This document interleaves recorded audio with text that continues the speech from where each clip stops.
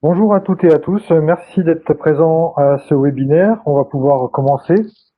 Donc celui-ci est sous un format court, une vingtaine de minutes, et puis ensuite on pourra prendre un peu de temps pour des questions. On va donner un éclairage sur les exigences en termes de rénovation et un moyen efficient pour réaliser cette rénovation avec le décret de 2019. Pour aller jusqu'à la qualité de service d'un bâtiment neuf, sans pour autant tout remplacer dans le bâtiment. Les micros sont coupés par défaut pour éviter qu'il y ait un peu de brouhaha. Alors, le chat est fonctionnel, donc je vous invite à poser toutes vos questions sur le chat. Catherine, qui est avec moi, se chargera de les collecter et puis on pourra les commenter et y répondre en fin de présentation. Merci à tous.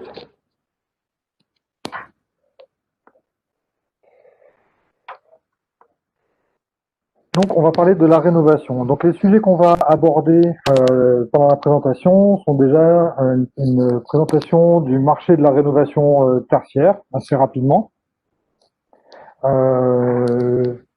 Puis, comment y répondre. Et on va suivre l'exemple d'une rénovation d'un bâtiment. Parler des accès aux services par la suite. On fera un lien avec le bâtiment rénové et le Building Operating System, le BOSS pour les intimes. Et on conclura par des produits qui permettent de mener la rénovation à bien et des avantages pour chacun des acteurs du bâtiment. Donc le marché de la rénovation dans le tertiaire, ça représente environ 1 milliard de mètres carrés et 15% des consommations énergétiques, dont un tiers, alors c'est un tiers des consommations énergétiques finales et un tiers des émissions de gaz à effet de serre dans le secteur immobilier. C'est les sources actu environnement. En répartition du marché, on est à peu près à la moitié pour les neufs, 20% de rénovation lourde, où là vraiment tout est cassé, on garde que l'enveloppe et on refait le bâtiment, et 25% de rénovation légère, qui va permettre d'avoir une rénovation efficiente et ramener une qualité de service dans le bâtiment sans pour autant tout changer. Côté rénovation, donc là on voit que c'est un petit peu moins de la moitié pour l'instant, mais les grandes tendances, c'est de dire que la rénovation va devenir prépondérante à court et à moyen terme.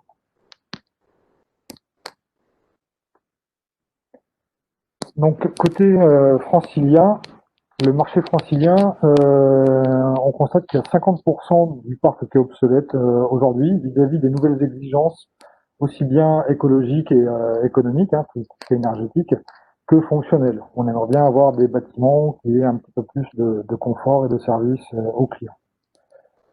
Et le réseau LON, là-dedans, représente environ 1,7 million à 2 millions d'automates, sont répartis sur environ 10 000 sites. Alors ça, par contre, c'est sur tout le territoire, pas que sur le marché francilien.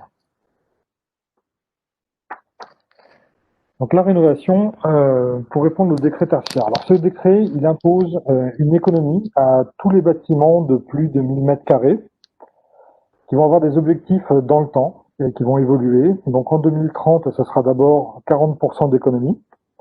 En 2040, 50%, et en 2050, 60%.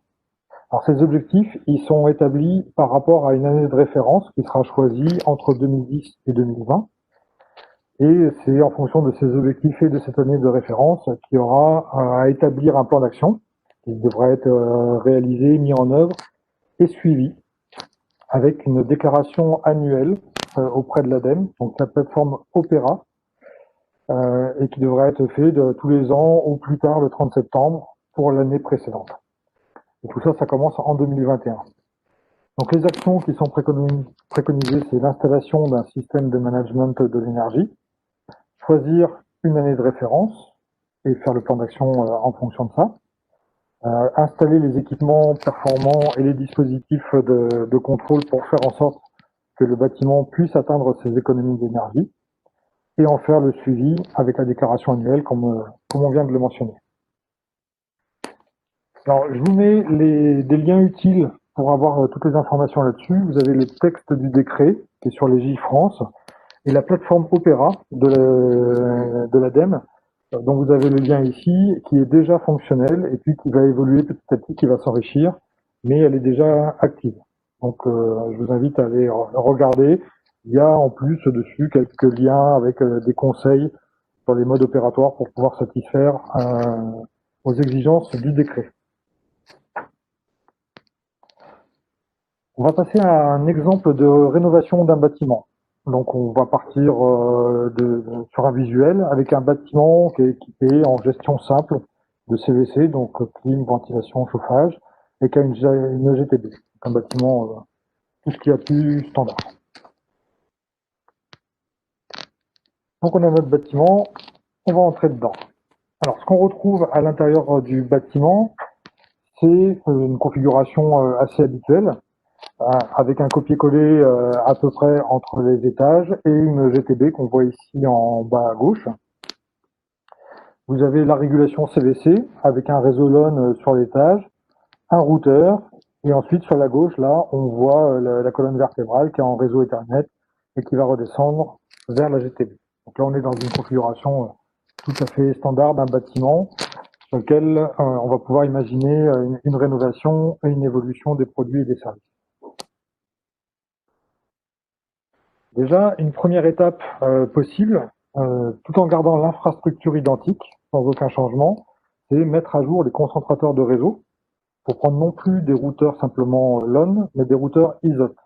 L'avantage de ces routeurs, c'est qu'ils vont permettre à la fois, sur le même réseau, vont permettre à la fois le LON et le BACnet IP.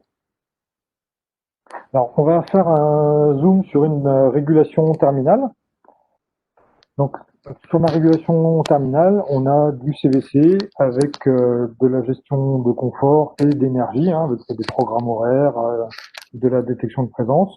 On peut aussi recevoir les ordres d'une télécommande. Donc là, on est dans les choses habituelles sur un bâtiment. Et on va pouvoir transformer ça, non plus simplement en LON, mais en ISOT, de manière à avoir un bâtiment qui soit aussi bien LON que BACnet IP, qui est une des tendances qu'on peut regarder sur le marché. On pourra y revenir dans les questions si vous voulez pour discuter un petit peu des avantages de chaque technologie.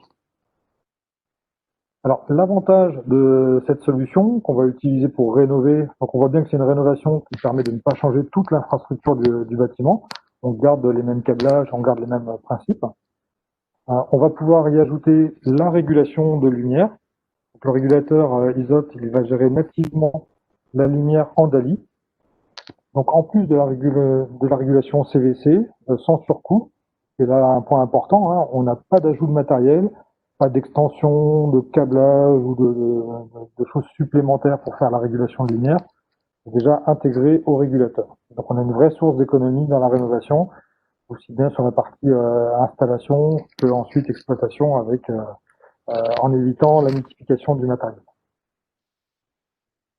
Toujours sur ce même régulateur, fonction des versions qu'on prend, on peut aussi avoir la régulation des stores, donc toujours dans un seul équipement, comme on peut le voir sur l'image au milieu du slide. Donc, quand on en arrive ici, on a déjà un premier niveau de rénovation du bâtiment où on va se retrouver avec toutes les fonctions standards de gestion de confort et d'énergie pour un utilisateur. On a à la fois la CVC, les lumières et les stores, qui sont les trois grands métiers sur la partie confort de base dans le bâtiment. Donc on en est à un bâtiment qui est rénové avec les fonctions de confort et de gestion d'énergie, au même niveau qu'un bâtiment neuf, puisqu'on a les mêmes qualités d'équipement et de régulation avec ce qu'on vient de voir. On a à la fois les avantages d'une solution standard pour l'exploitation du bâtiment et du recloisonnement grâce au LON, et on a en plus le suivi de la tendance du marché avec une supervision qui va pouvoir évoluer vers du BACnet IP. Le tout sur la même infrastructure sans avoir changé le réseau, comme on l'a évoqué précédemment. Alors, un bâtiment rénové qui permet d'optimiser les énergies et d'avoir tout le confort du neuf pour l'utilisateur, c'est bien, mais permettre à ce bâtiment d'offrir en plus tous les services qu'on peut retrouver dans le neuf, on ferait encore mieux.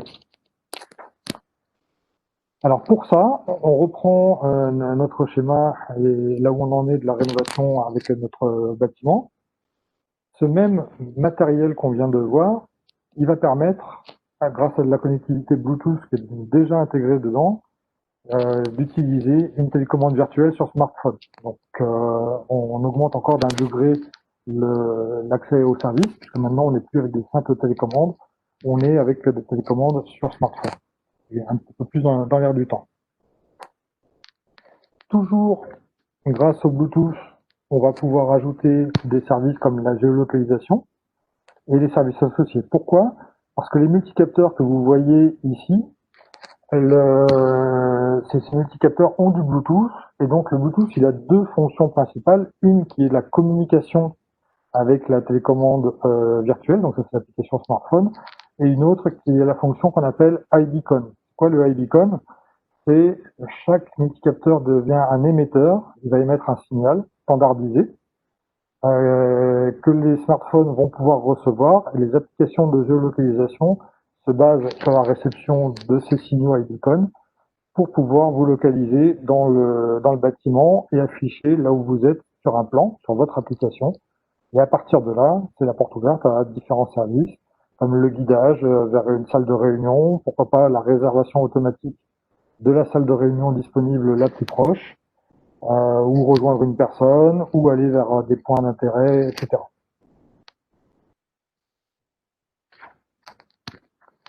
Alors, grâce à ce concept Bluetooth et qui va permettre des services aux occupants dans une seule application, vous allez pouvoir vous retrouver avec un portail d'applications. L'idée étant que vous ayez une seule application globale qui va vous permettre de greffer dessus différents services. Pour ça, il y a plein de prestataires qui permettent de faire ce genre de choses. C'est très ouvert, le but étant de jamais enfermer quelqu'un dans une solution propriétaire. Euh, L'idée est d'avoir des choses qui sont standards. Je parlais de géolocalisation et de fonctions iBeacon sur les multicapteurs. Cette fonction iBeacon, c'est un standard. Donc tous les émetteurs qui permettent de faire d'émettre ces signaux de géolocalisation utilisent ce même standard iBeacon, quelle qu'en soit la marque. Donc c'est un point important. Ça va permettre d'offrir des accès aux informations de maintenance également. Imaginez que vous avez votre portail d'application, vous êtes dans une salle de réunion, et puis, je sais pas, il y a le vidéoprojecteur qui est défectueux, ou une chaise qui est cassée. Vous prenez l'élément défectueux en photo, vous êtes localisé automatiquement, et quand vous envoyez ça grâce au portail de maintenance dans l'application, ça part directement vers le service d'exploitation qui va recevoir de votre part un message avec la localisation de manière automatique, la photo et puis éventuellement un commentaire que vous aurez ajouté pour décrire le problème. Donc tout ça va participer à la simplification et à la qualité d'exploitation du bâtiment. Vous avez le guidage, comme on l'a évoqué, différents événements de l'entreprise, parce que ce portail va aussi vous permettre d'interagir avec l'entreprise, de recevoir des notifications, des actualités, etc. Et puis bien sûr, gérer tout ce qui est paramètres de confort de votre salle en fonction de la salle où vous êtes. Vous pourrez gérer tout ce qui est CLC, lumière, restore et les adapter à votre besoin.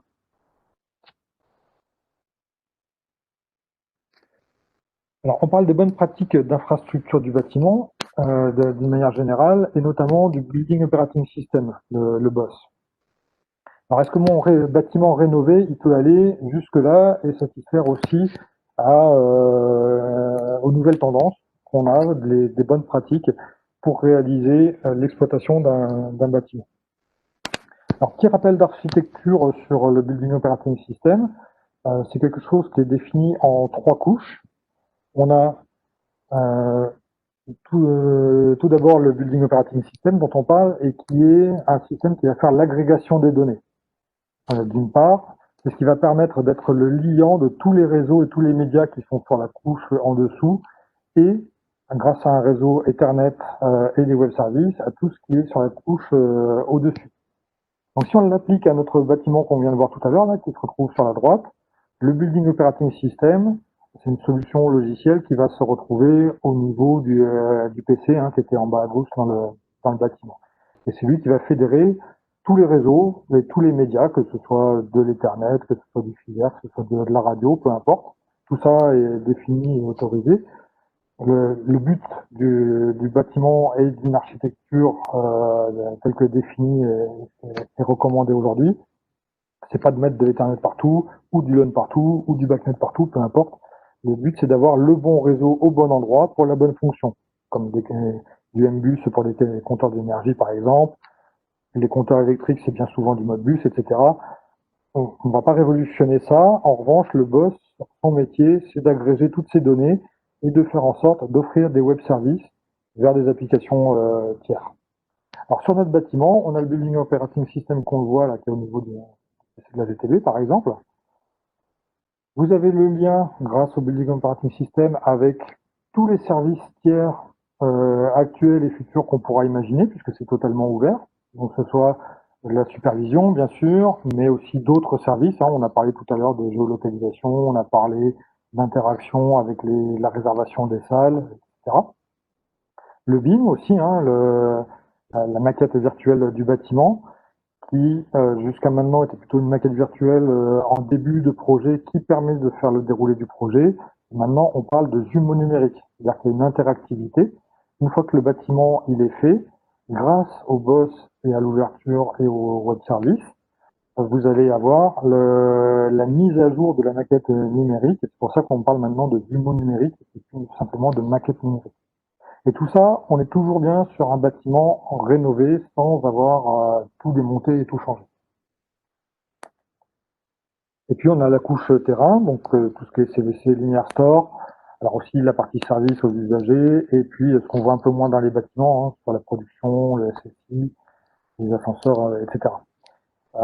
Donc là, si on parle de la partie utilisateur et occupant du bâtiment, tout ce qui est CVC, Linear Store est aussi bien représenté. Ça, si vous regardez un petit peu le schéma tel qu'il est fait en 3 couches du Building Operating System, c'est un schéma standard que vous retrouvez partout, et notamment avec la SBA. Donc il y a des groupes de travail qui planchent sur le sujet et sur les bonnes pratiques liées à l'architecture du bâtiment. Donc là, on est vraiment en plein dedans et conforme à cette architecture. Donc on a bien un bâtiment rénové qui se retrouve avec la même qualité, la même philosophie d'architecture qu'un bâtiment neuf.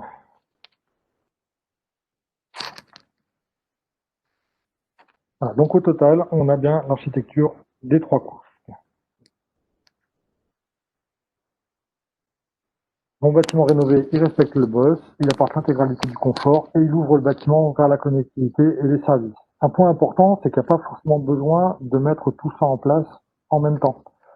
C'est des choses qui peuvent évoluer. Et tout ça parce qu'on respecte bien des architectures ouvertes et évolutives et rien de propriétaire dans cette solution-là.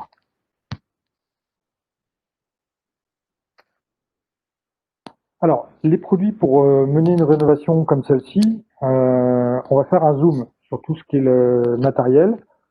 Vous allez avoir des régulateurs qui sont multimétiers. Donc là, on en voit 2 exemples qui ont des philosophies différentes en fonction de l'application. Est-ce qu'on est en poutre, est-ce qu'on est en plafond rayonnant, en ventiloconvecteur, etc. Donc il y a évidemment différents modèles hein, qui peuvent s'appliquer au cas particulier de chacun des bâtiments. Et ces produits-là sont communicants à la fois en LAN et en BACnet IP. J'ai vu passer une question tout à l'heure là sur le BACnet IP, on pourra y revenir. On est avec des produits qui sont multimétiers.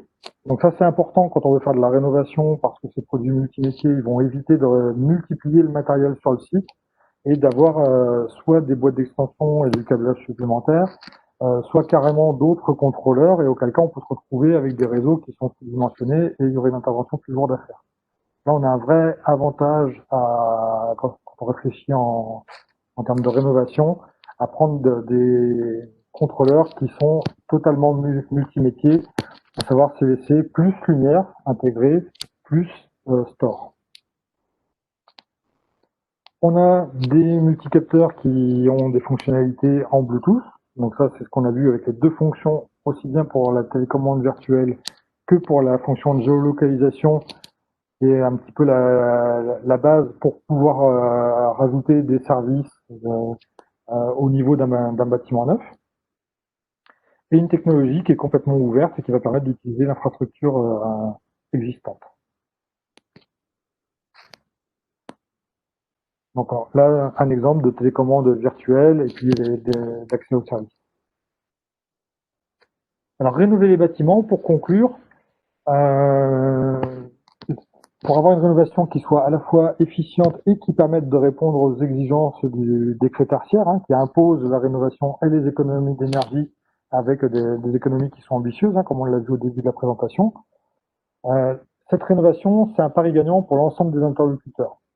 D'abord l'usager, grâce à tout le confort du bâtiment et l'accès aux services qui va être apporté dans un bâtiment ancien et rénové, où on aura le même niveau de service que sur un bâtiment neuf. Ensuite, l'installateur et l'intégrateur, grâce à une mise à jour du site, qui va permettre d'éviter de tout supprimer et de tout recommencer dans le bâtiment. Donc on va optimiser le chantier et les interventions. Pour l'exploitant, puisqu'on va avoir un site qui va offrir 100% des solutions d'exploitation et de gestion d'énergie et de flexibilité à 100% par rapport à un site neuf, hein, aussi bien en termes de recloisonnement que d'exploitabilité et que de besoins si les gens se tournent vers des solutions comme du BACnet IP en supervision. Et bien sûr le promoteur qui va avoir un bâtiment rénové dans le cadre du décret tertiaire.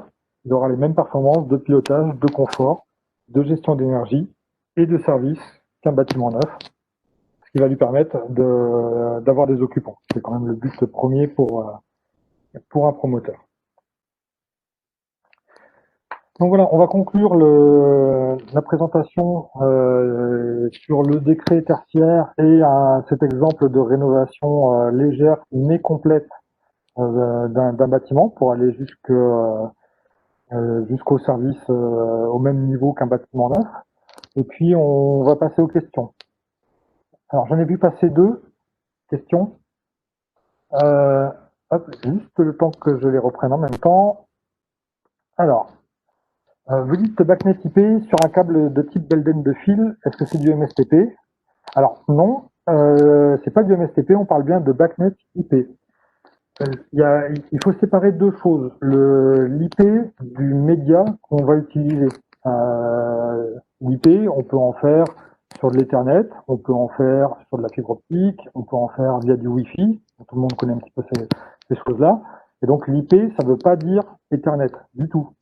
IP, c'est vraiment le protocole et qui va pouvoir utiliser différents médias. Et c'est là qu'on va avoir tout le bénéfice d'une technologie comme la technologie ISOT. La technologie ISOT, c'est simplement d'avoir des routeurs un peu plus évolués que ce qu'il y avait avant, où ils faisaient que du LAN, par exemple. On va pouvoir avoir du LAN et du BACnet IP. Alors, le gros avantage d'avoir les deux à la fois, c'est que quand vous voulez avoir des solutions comme on a sur le marché français avec du recloisonnement, il y a un seul protocole qui permet d'avoir aujourd'hui du recloisonnement avec des outils standards et pas des choses propriétaires qui vont vous enfermer chez un fabricant, c'est le LAN. Parce qu'il est nativement fait pour ça, avec des liens maître-esclave qu'on appelle des bindings, pour ceux qui connaissent. Et c'est le seul protocole qui permet d'utiliser des outils standards et pas celui propriétaire du fabricant. Vous partez avec un produit qui est purement BACnet IP. Et le fait d'avoir de l'IP sur le Belden de fil, vous avez raison, ben ça va vous permettre de ne pas avoir à tout changer dans le bâtiment, pas tout démonter, pas tout décabler. Vous utilisez bien l'infrastructure telle qu'elle est existante. Donc il y a des coûts et du temps qui sont gagnés, en plus d'avoir les outils standards. Et en même temps, on a donc avec cette technologie ISOT, on a aussi le BACnet IP. Hein, donc chaque produit, chaque régulateur qu'on a vu avant sur l'exemple, il y a à la fois, pour parler un peu technique, un Neuron ID pour discuter en LAN avec la partie supervision et recloisonnement. Et il a aussi une adresse IP, une MAC adresse, il répond au ping, etc., comme n'importe quel produit en IP ou comme votre PC, de la même manière. Et donc, si vous prenez une supervision qui est BACnet IP, quand vous allez faire une découverte des produits qui sont sur votre réseau dans le bâtiment, vous verrez tous ces produits-là avec leur adresse IP, avec leurs objets BACnet, comme n'importe quel autre produit. C'est vrai, c'est pas une simulation, ce sont vraiment des vrais produits BACnet IP. Alors, une deuxième question est, dans le régulateur HLC, il y a donc un port DALI, et quid pour les stores? Est-ce que ce sont des sorties TOR, SMI, et le régulateur HLC est en simple boucle de base. Alors, il y a plusieurs versions de produits. Oui, il y a un port DALI natif, pour vraiment tous les produits, même le plus basique, dans le régulateur HLC, vous avez raison. C'est ça qui permet de faire la régulation de lumière sans aucun coût, en plus de la régulation CVC. Et pour les sorties store, donc vous avez pour les modèles qui ont les sorties store, ce sont des sorties effectivement tout ou rien. Alors vous les avez soit en 230, soit en 24 volts. Vous en avez deux par contrôleur, parce que bien souvent dans les schémas des bâtiments, vous avez un contrôleur pour deux trames. Donc c'est ce qui explique que vous ayez un contrôleur qui fasse une boucle CVC, éventuellement deux. Quand vous êtes en plafond rayonnant, votre contrôleur il est capable de piloter deux plafonds rayonnants. Et vous avez aussi deux stores. Et donc on se retrouve bien avec le schéma classique d'un contrôleur pour deux trames, qui est deux plafonds rayonnants ou un ventiloconvecteur.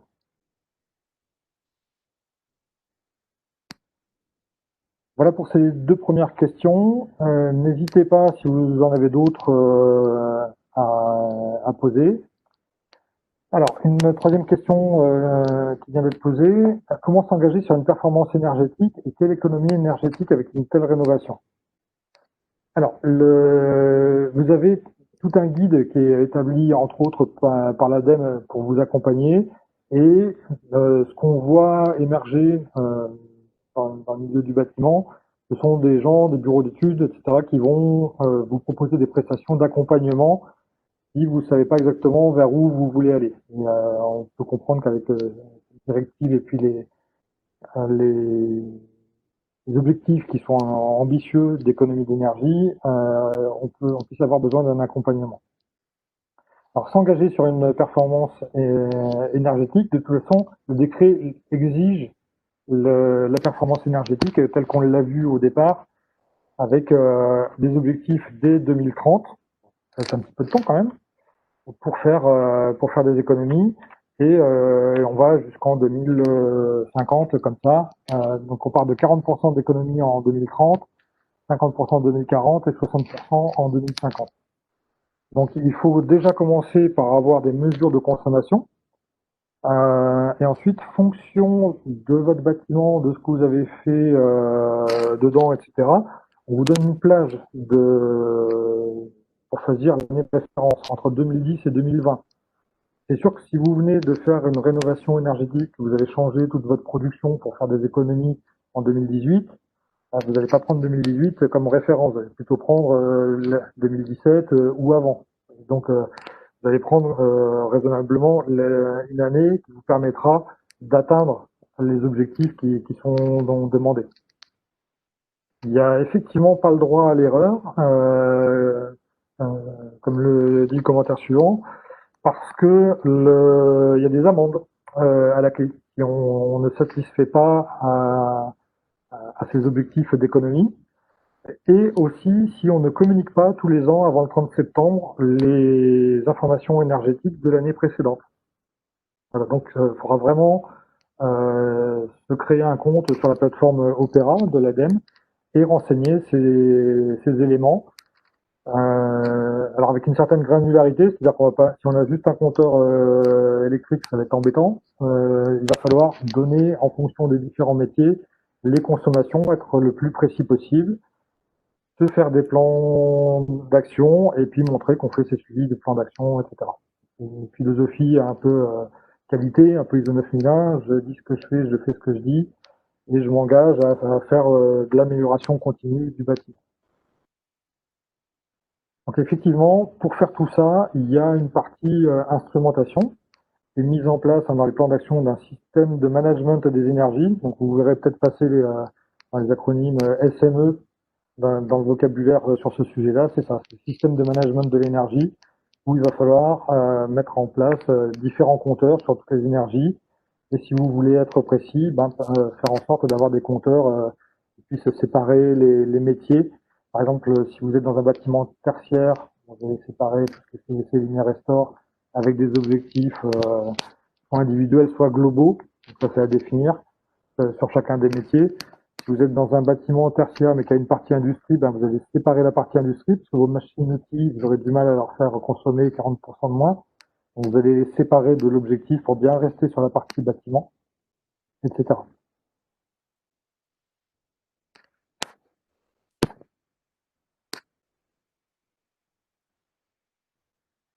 Voilà, je vous remercie pour vos questions. Si vous en avez une autre, c'est le moment. Sinon, je vous propose à tous de rester en contact avec nous et pouvoir continuer à débattre sur le sujet de manière individuelle si vous le souhaitez. Donc n'hésitez pas à contacter soit Emmanuel Tulou, qui est le directeur commercial de la marque. Mon email c'est emmanuel.tulou@groupe avec un E le-du-6 arcom.com. Désolé, j'ai oublié de le mettre sur les slides. Ou le mien, Philippe Reynaud. Donc pour moi, c'est philippe.reynaud, groupe avec un E-du-6 arcom.com. Et si vous voulez nous retrouver, vous avez le lien vers le site web sur la slide de conclusion que vous avez sous les yeux. Merci à tous et à très bientôt.